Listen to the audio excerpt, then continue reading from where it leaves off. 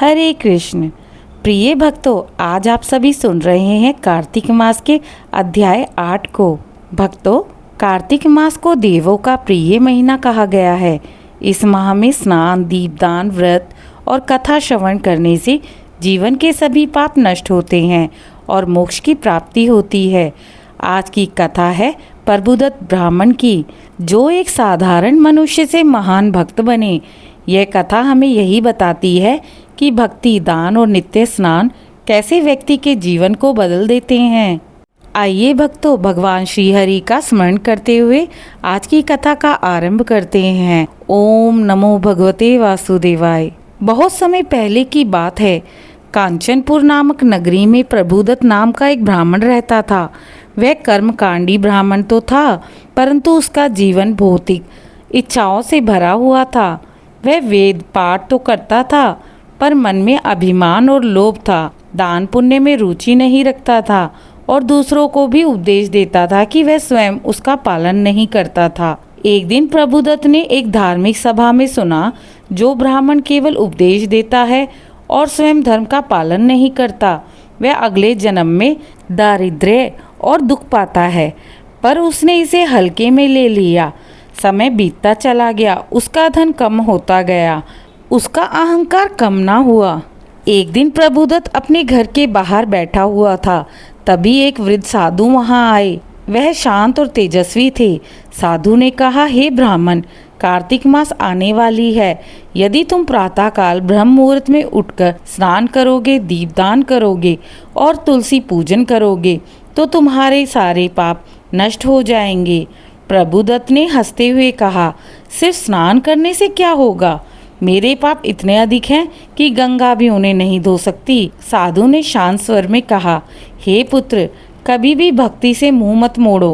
कार्तिक मास में भगवान विष्णु स्वयं पृथ्वी पर विचरण करते हैं। जो व्यक्ति स्नान और दीपदान करता है, वह सीधे उसे बैकुंठ ले जाते हैं। यह कहकर वह साधु अंतर्ध्यान हो गए। प्रबुदत उस दिन बहुत देर तक सोचता रहा।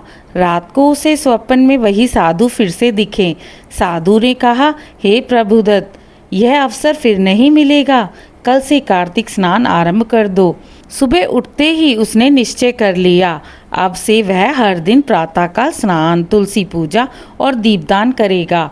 अगले दिन प्रबुदत सूर्योदय से पहले उठ गया। ठंड के कारण उसका शरीर कांप रहा था, पर उसने गंगा जल से स्नान किया और भगवान विष्णु जी को प्रणाम किया। फिर उसने दीपक जलाया, तुलसी माता की पूजा की और मंत्र बोला, ओम नमो नारायणाय। स्नान करते समय उसने अनुभव किया कि उसके भीतर कुछ बदल रहा है।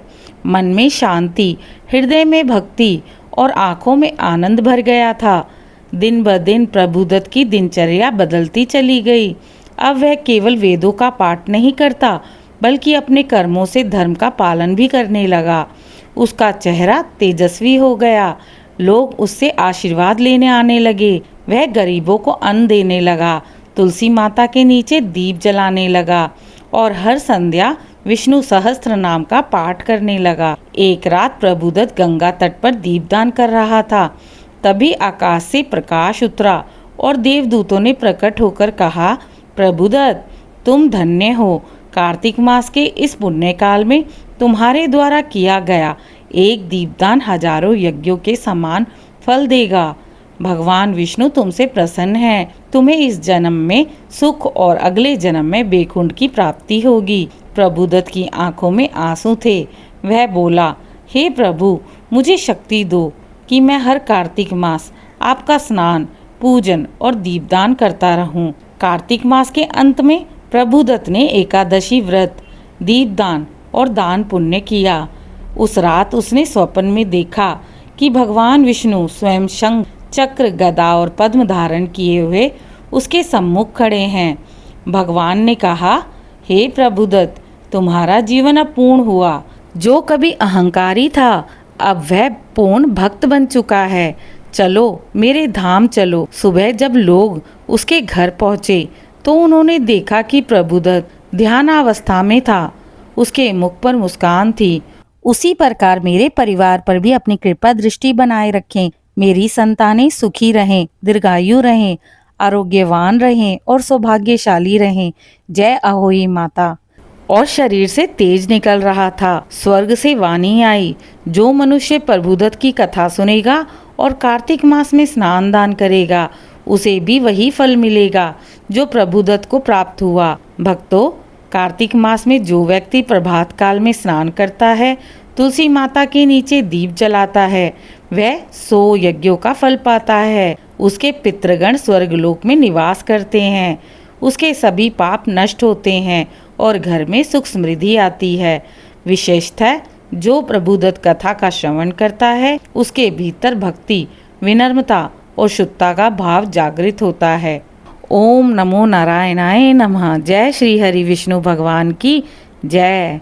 कार्तिक स्नान, दीपदान और कथा श्रवण करने वाले भक्तों को प्रभुदत्त समान वैकुंठ लोक की प्राप्ति हो। कल आपसे फिर मिलेंगे अध्याय 9 में। जब तक के लिए मेरे चैनल को लाइक शेयर सब्सक्राइब कर लें।